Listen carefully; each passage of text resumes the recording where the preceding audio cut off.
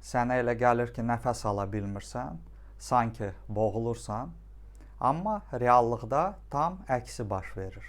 Sən çox nəfəs alırsan. Panik atak zamanı insanlar tez-tez və dərin nəfəs almağa başlayır və bu hiperoksigenasiyaya səbəb olur. Nəticədə baş gicəllənir, üzdə və ətraflarda keymə baş verir və bu hisslərdən insan qorxmağa başlayır və bu qorxu vəziyyəti daha da gərginləşdirir. Amma əsas məsələ budur. Sənin heç bir nəfəs darlığın yoxdur. Bu sadəcə təşviş və qorxunun yaratdığı hissdir.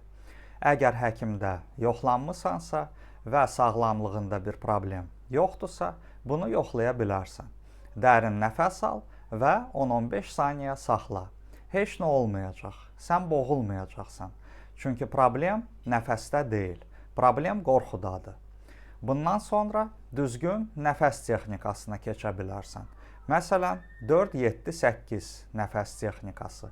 Bu texnika təşvişi azaltmağa kömək edir və vəziyyətin nəzarətdən çıxmasına imkan vermir.